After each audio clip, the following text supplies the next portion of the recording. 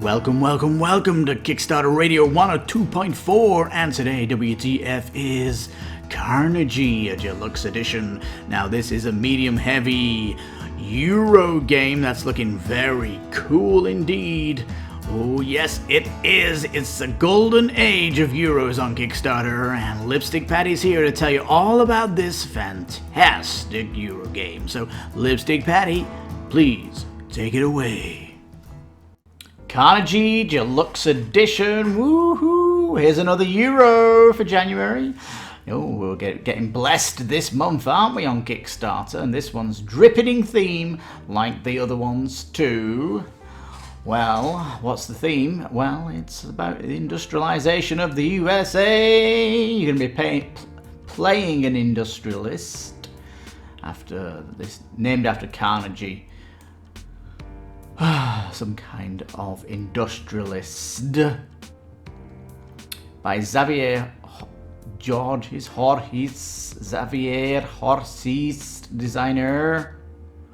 Yep, and it's a Euro game by the new guy who did Black Angel, Troy Is, and Carson City. This guy's on a bit of a roll. The dry, boring Euro game has been spiced up by an Ian O'Toole, which is looking nice.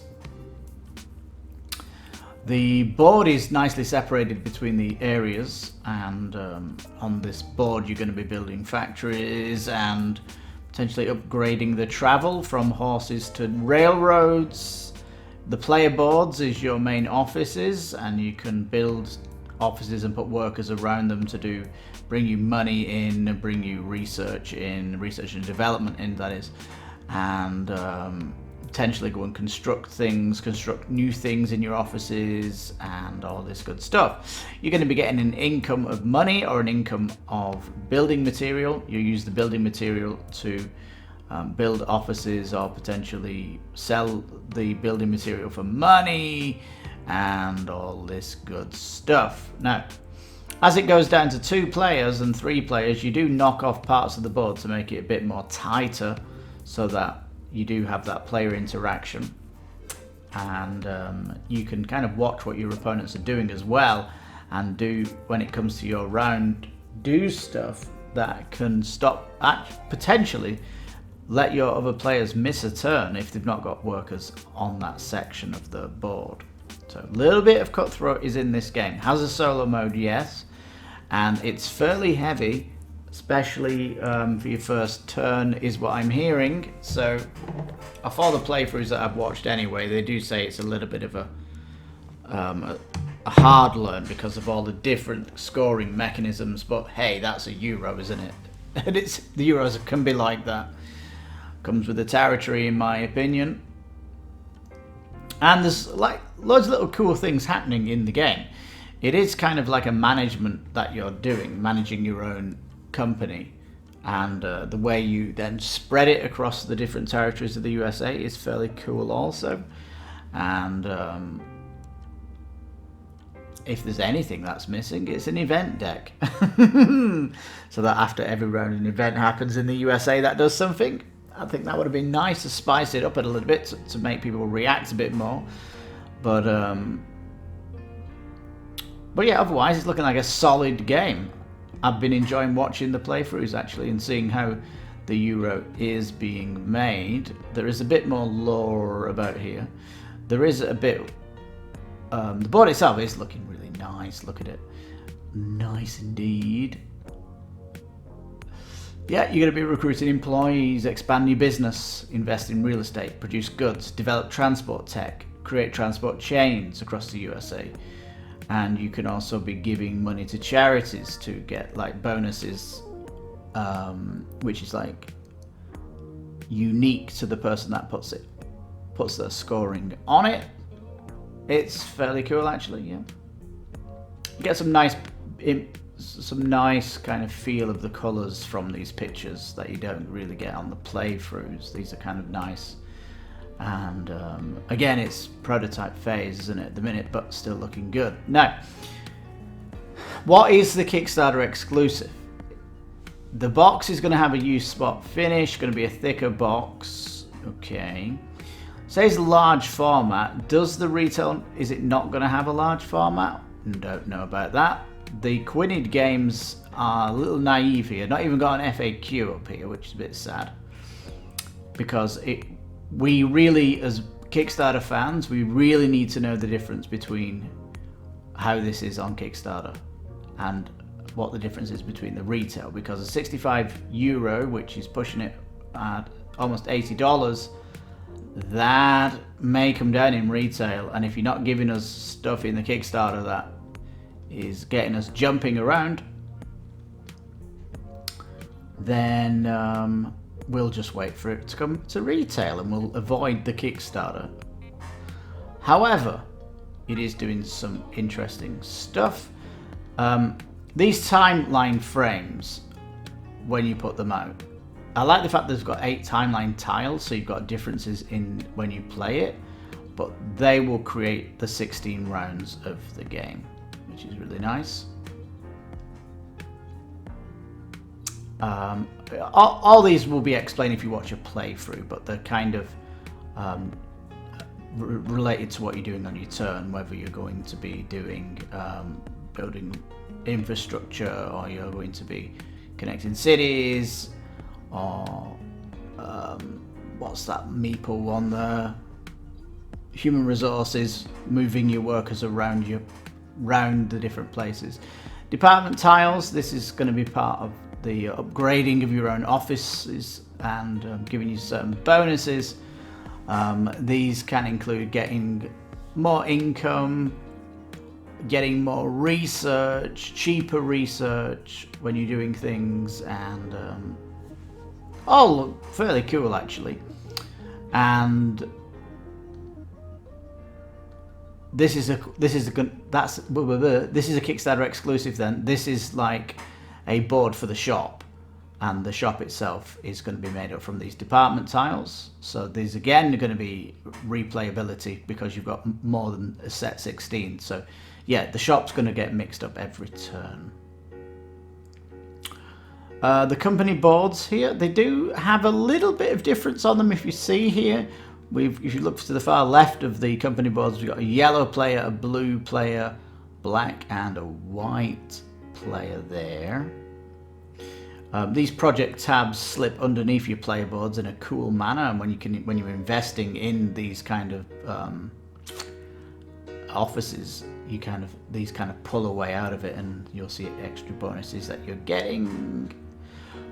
Nice first player marker and the timeline marker. This is going to be passed around both of these on the turn.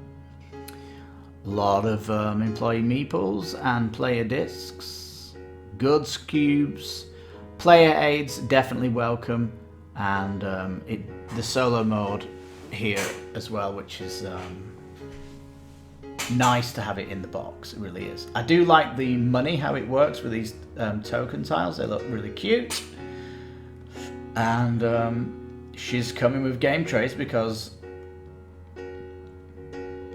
you need that as Kickstarter exclusive. So yeah, cool. So the game tray is Kickstarter exclusive. The shop board is exclusive, and the box is exclusive. So the game board is retail, everything else is retail.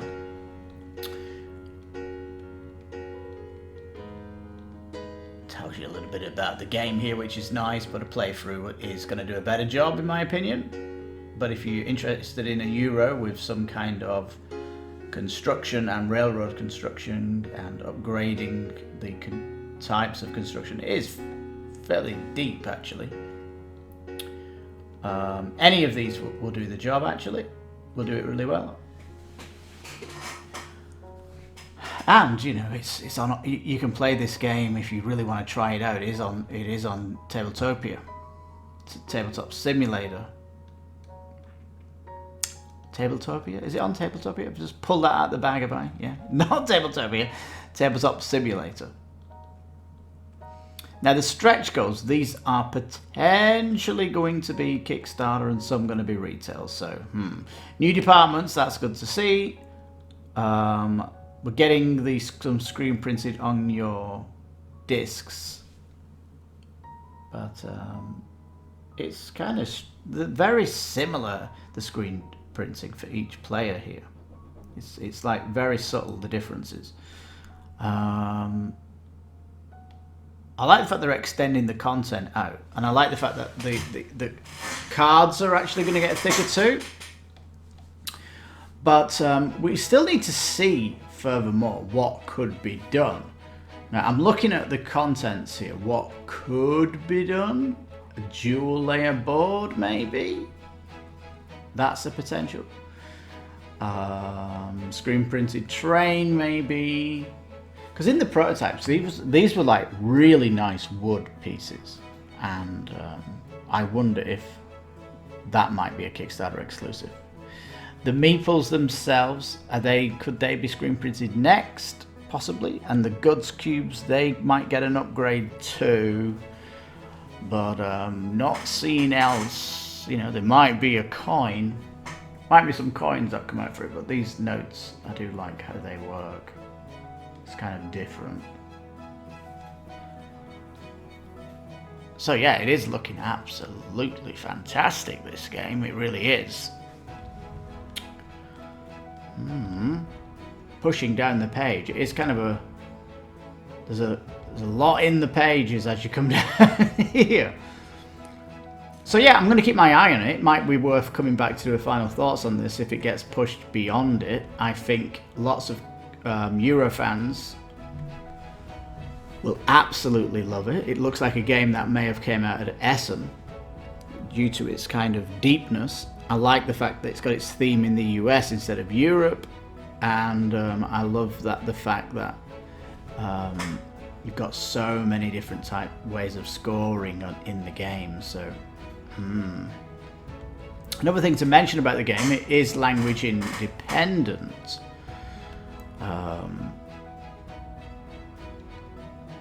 If you think about it, Eurogames mainly should be language independent, so you can play with different people. You know, my wife is Mexican, so she definitely loves the fact that when games come like that, the manager of Kickstarter Radio. Shipping's not too shabby, but you've got to, if you're in the rest of the world or even Brazil, you've got to say to yourself, is the Kickstarter worth the extra? Is the Kickstarter worth the extra shipping cost? Because if the retail space, I can get it delivered much cheaper, or potentially free delivery from my online store or whatever place you get your games from. Is the Kickstarter stuff, is it going to be worth it? Because you're potentially paying the shipping as a premium on top of the premium price, right? And this is an $80 Kickstarter, so the components aren't really singing $80 to me, but we'll see, because they've got their stretch goals planned out for the price. But it is doing okay on Kickstarter. Blasted for its goal. It's got there up there of 1,500 backers. It's got an interesting 18-day campaign, which is, I don't know where they're getting these like numbers out for their campaigns. Just make it 28, 21. I hate it when they're less than 21, because they just don't get enough coverage for people to cover it and talk about it, and especially when people are backing around time of getting paid at the end of the month if they're on a salary, right? So this is going to end in, let's see, roughly middle of March, when if they'd done a 30-day campaign, they could have pushed it there then to the end of February, and more people might have got on it for that. Now, there's no $1 pledge here. There's no FAQ that's saying you can do that, but you probably can. Just put one in here. But it's nice to know, and it's nice if that was to be confirmed in the FAQ.